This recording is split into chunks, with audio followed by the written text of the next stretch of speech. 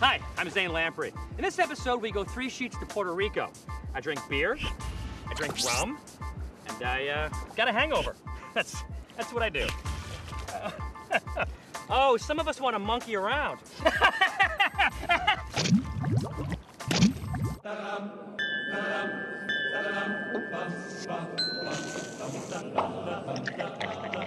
Every night, in every city around the world, it happens. People pour into local watering holes to, well, drink. It's my mission, that's me, to traverse the globe getting to know these different people and their drinking customs. Bellying up to the bar, and with any luck, making some new friends.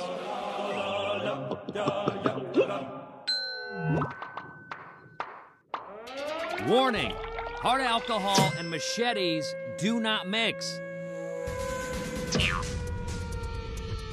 You'll see more of that later, but first...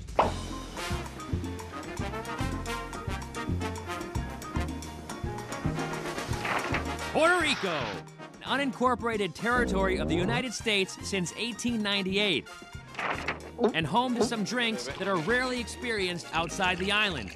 Unique drinks that serve as symbols of national pride. 2 hands, Jim, please, respect. Or, maybe I should say, territorial pride. There's a light beer many say is actually good. That's right, beer snobs. I said good light beer. It's Ichiba. There's the rum that locals revere and outsiders hardly know about. And there's the birthplace of what is now a world-renowned cocktail. Whether it's the beach, the bar, or the distillery, I'll take you there to capture the essence of Puerto Rican drinking. I'd say this is the best pina colada in the universe. And while I'm at it, I'll mix it up a bit. Woo! Bust a bartender for cheating. You have a cheat sheet. Give me your cheat sheet. And do some cool tricks with bottles. When I go 3 sheets to Puerto Rico. 3 sheets? 3 sheets? My journey begins at Piñones Beach, just outside of San Juan. I've stumbled upon a traditional Puerto Rican fast food stand, complete with a cook, armed with a traditional Puerto Rican food prep implement.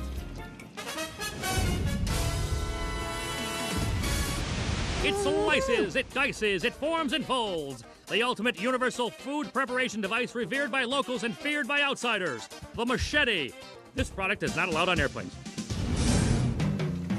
He's using his machete to make a traditional Puerto Rican snack, which I'm told is perfect for soaking up whatever it is I'll be drinking later on today. ¿Cómo se llama? Alcapurria. Alcapurria. I'm good at drinking cerveza, pero no making alcapurria. Alcapurria is a paste of plantains and taro root. It's often stuffed with a sort of meat sauce. They tell me this one has crab in it. It's formed in a banana leaf and then dropped into a giant vat of grease. It's like bubbling goodness, right? Have I ever mentioned my theory on fried foods?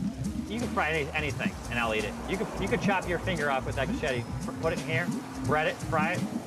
I bet that'd be the best finger ever eaten. You see how greasy it is? Wow, I need something refreshing to deal with all that grease.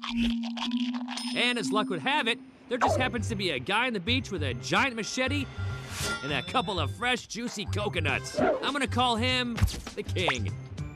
Your name is Elvis, and you got a coconut and a knife. The King of Coconuts and I are gonna drink some coconut juice. What would the other Elvis say? You know, sing. Stab me in the heart, and then you kid it. No, I can't sing. So guys, stab me in the coconut.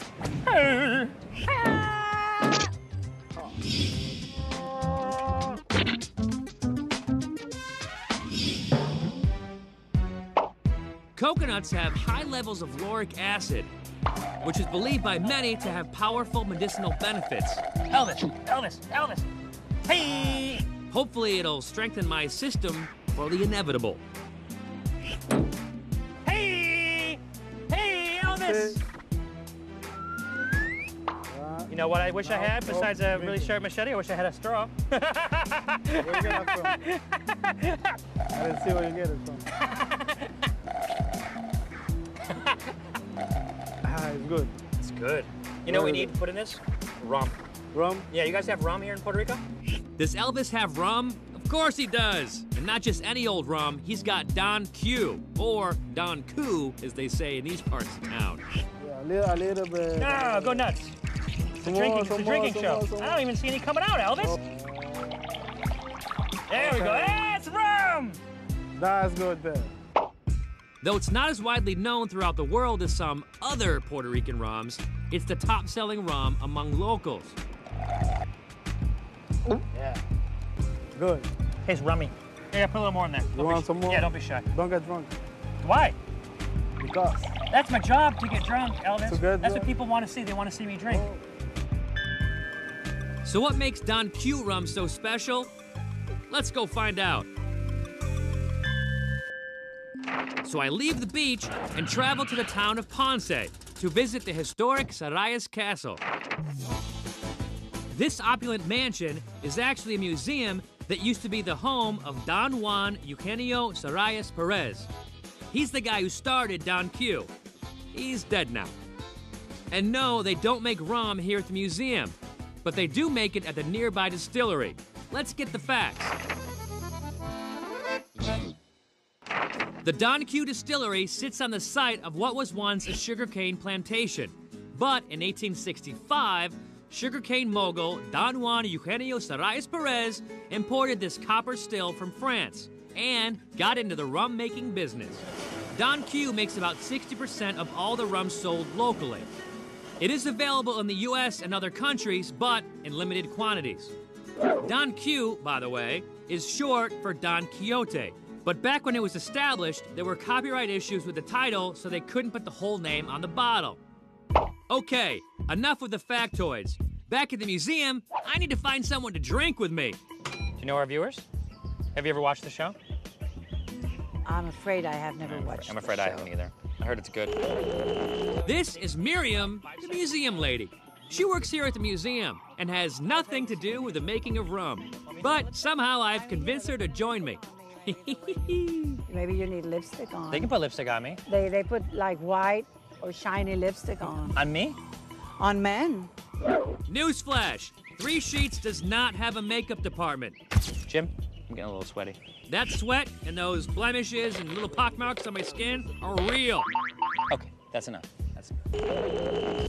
Miriam introduces me to the company lineup of rums, from young to old. Huh, this looks familiar. Remember Appleton rum in Jamaica? So take a sip. A sip. Seems like I already know everything there is to know. Rums take on color and flavor from the barrels they age in. The longer they age, the more color and flavor. Right? Right! But that doesn't make this rum like that rum. Time for a showdown! Don Q is the most popular rum among Puerto Ricans. Appleton is the oldest of all the Jamaican rums. Don Q uses faster-acting yeast, which reduces the development of flavor-carrying compounds during fermentation. Appleton uses a slower-acting yeast, which creates a richer flavor profile. Lighter, richer. Lighter, richer. Sounds like another age-old dispute that only you, the taster, can settle for yourself. When I like to drink a gentleman drink, as this is, I put a finger out like this. And I recommend to all of our viewers to do that. If you are taking a wine or something, maybe something with crushed ice or an umbrella, pinky up. A nice gentleman drink. Is that a rule or That's is a it rule. That's a rule. I learned something today. You did, so did I, didn't because I know just that. made it up. Good. Yeah, that's nice. That's smooth. By the way, you might be thinking that this clear Don Q Cristal is not aged. No color, no aging, right? Wrong. It's actually been filtered through charcoal, which takes out the color and many other flavor-carrying compounds, leaving behind a very light rum, almost neutral in flavor. See, Don Q Cristal is, you usually mix it Whoops. with, I didn't know that before I drank it. So there you have it. Whether it's filtered, young, or aged, it's distinctly light. Man, that's good Don Q.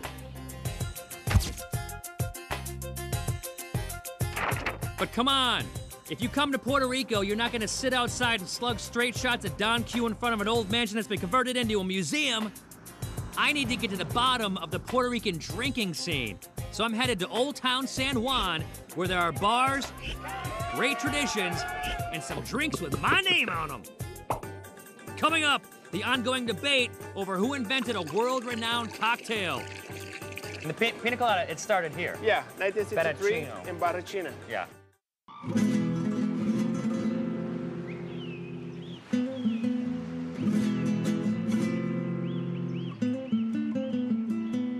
All right, right now I'm in Old Town San Juan, and I'm looking for a place that served the first pina colada back in 1642. This bar, called La Berachina, has a plaque outside claiming it's the birthplace of the pina colada. So I must be in the right place, right? What's up, Gabe? What's going on, my man? You gotta finish it. And you're gonna show us how to make the perfect pina colada. And the pina colada, it started here. Yeah, 1963 Barachino. in Barachina. Yeah. Bartender named Ramon. Hold it. Freeze that.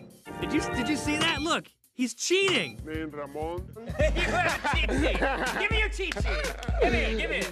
You were all Is that Ramon Porter? Just to be clear, the name on the plaque outside is Don Ramon Portas Mignot. But other people argue that the first pina colada was actually invented at the other end of town, at the Caribe Hilton back in 1954. So what's the deal? Time for some history. The debate begins with the more complicated question, what is a pina colada? What does colada mean? Colada literally means strained. Strained? Yeah, So it means strained pineapple? that's right. Clearly, a pina colada is more than just strained pineapple juice. There are recipes that go back to the early 1900s that refer to pina coladas as having various combinations of pineapple, rum, and coconut. But none of these recipes call for cream of coconut, which is a key ingredient in the pina colada recognized by bartenders and foo-foo drink lovers throughout the modern world. There's a difference between coconut milk and coconut cream. Tell me. This is the sweet cream of the coconut. Yeah. And the coconut milk is just milk, just plain like white, more Yeah, liquefied. I drank that when I cut a coconut open and I drank it, right? Is that coconut milk? No, that's coconut water. That's coconut water. Just to be clear, coconut water is the juice that comes straight from the coconut.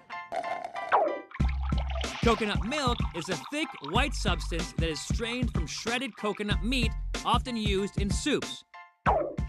And cream of coconut is a mixture of coconut milk and sugarcane nectar developed in Puerto Rico in the year 1954. So, it is possible that the original pina colada, as we know it today, was indeed invented at the Caribe Hilton back in 1954.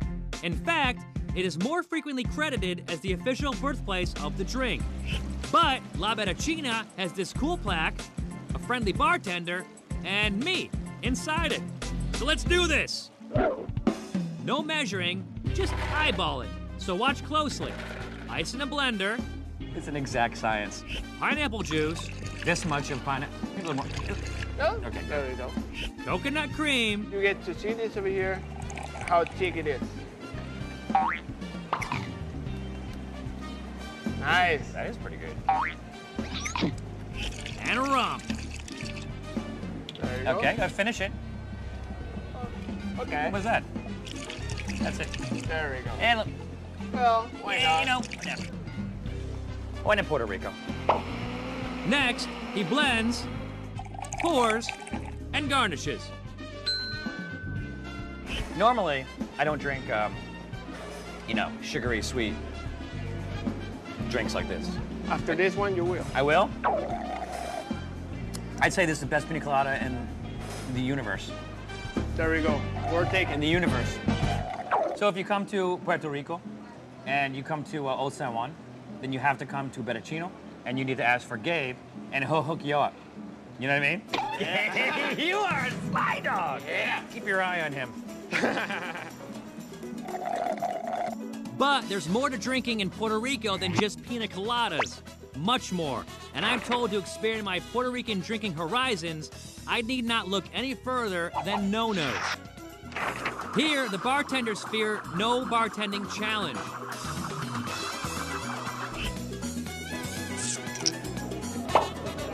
Salud. What'd you just do? Open a beer with your forearm? All right, that works for a screw top, but what about a pop top? Yeah! And of course, an old favorite. Show the layer trick. Go ahead. Same principle. Yeah. Hey! Can you please use that sound effect on my bottle pop? Thanks. Now the question is, what do we do with all these beers? JR has a customary ode before drinking. So, you know, Two hands, Jim, make please, this respect. feel good. Make this feel good. You know? Yeah. Clear my mind. Clear my liver. All right. So we're gonna do this in 2 seconds, but I have to say that there's a lot at stake here because you have the host of America's favorite drinking show. You have a bartender from one of the finest drinking establishments in Old San Juan, and you have a police officer from New York. This is a lot. If any of us lose this, we'll be ridiculed. Curtis, why don't you say 1, 2, 3, drink? 1, 2, 3, drink.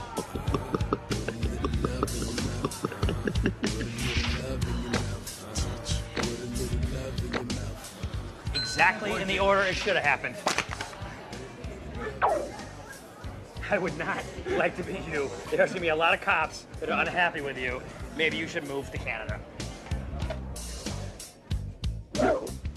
The beer we drank is not just any old beer, by the way. It is the Puerto Rican beer. It's called Medalla Light. Salud. And to learn about it, I give you the professor.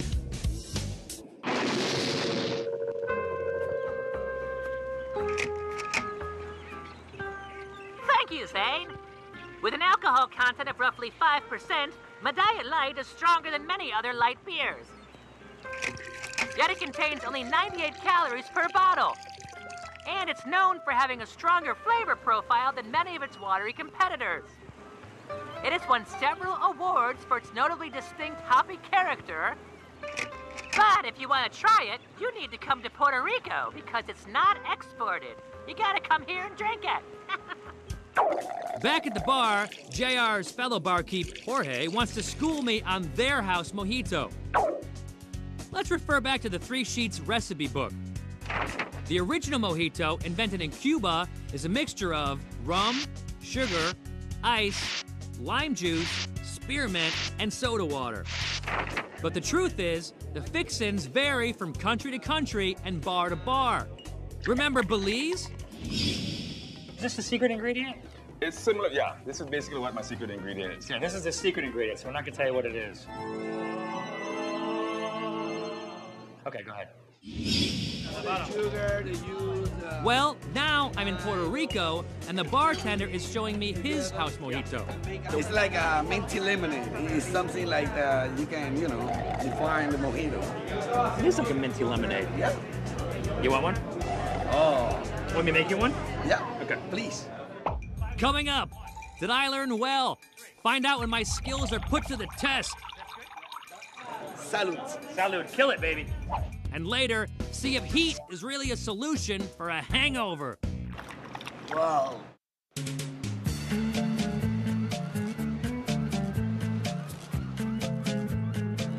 I'm at No-No's Bar in San Juan, Puerto Rico. Jorge has just given me a crash course in mojito making. Woohoo! Yeah! And I've been challenged to show him my stuff. Yeah. It's go time. Welcome to the 3 Sheets International Drink Making Games, where host Zane Lamprey has been training intensely on the 9-step process of making a mojito. Each step is worth 10 points. Can he score a perfect 90? Let's start the action. I put in 5 limes. 1, 2, 3, 4, 5. He said 5 and put in 4. The judges give him 8 out of 10 for that one. We used to use spearmint, but it's very difficult to get spearmint in bulk, so I have to use the the leaves we got here. He's right. The original Cuban mojito calls for spearmint, but mint is normally used because it's more available. 10 out of 10. 3 shovels of sugar. Another perfect 10. 1.5 ounces. Yeah. 1.6. That's good? Yeah, cut. Oh, that's enough? Yeah, Okay, yeah. sorry, I wasn't paying attention. A little overboard, but he still earns a respectable 8 out of 10 because too much is better than not enough. And then I mull it, Yeah. and then I mull it. This is badass. Check out that mullet. My oh my. This is definitely gonna earn Lamprey a bad joke penalty, setting him back 10 whole points. Then we put ice in it. Major overflow foul there. He'll get a 4 out of 10 for that one. And then take soda water. Nice fill, Lamprey. 10 out of 10. But then, our host completely skipped step 8. He was supposed to shake, and instead, he reached for the straw. He earns a 0 out of 10 because you never serve a mixed drink without mixing it. This is the perfect mojito. That looks more like swamp water than a mojito, Lamprey. Damn, that's good mojito.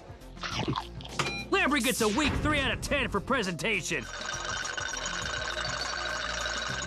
giving him a not-so-grand total of 53 out of 90, earning him a spot in the 3 Sheets Hall of Shame.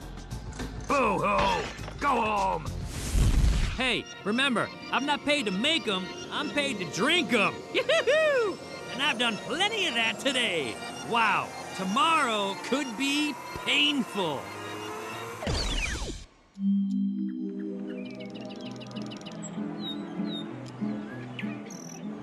Yeah, what's going on? I got a hangover. Barkeep, what's the hangover cure down in Hangover cure, we have fish stew. Fish stew? Yeah, that makes, you know, the hangover sweat. You're gonna sweat the hangover. Yeah? Yeah. You need that? I do need it. Oh, yeah, and then okay. maybe I'll take a little hair of the dog, I'll get it too. to you. All right. The soup is piping hot. Taste it. Part of that whole sweat out your hangover thing. I guess they think it should be both piping and spicy hot. That'll make you sweat, but is sweating really good for a hangover? You guys some more hot sauce? Actually, it is, and it isn't. Let's refer to the 3 Sheets Medical Journal on hangovers. Sweating does rid the body of some toxins, but because dehydration is a side effect of hangovers, extensive sweating can further contribute to loss of body fluids, thus worsening dehydration and your hangover. I think I might need to add my own special twist. Where you from? Where am I from? I'm from a place they don't eat piping hot soup in 90-degree weather. That's where I'm from. There we go. There we go. Good enough to do away with the spoon. Wow. It makes you feel better? It makes me feel like I got a runny nose. So there you have it. From a light beer that many believe to be flavorful and full-bodied, Me gusta, Medalla. Es número 1. El sabor que nos mueve. Sí, claro. to a style of rum that sets Puerto Rico apart from the rest of the world. You usually mix it. Whoops. With, I didn't know that before I drank it. From a machete-wielding guy named Elvis to Gabe, the Cliff Note-toting pina colada master. You have a cheat sheet. Give me your cheat sheet. And me, the worst mojito maker on the island. That's a good mojito. Puerto Rico, a great place to leave my mark.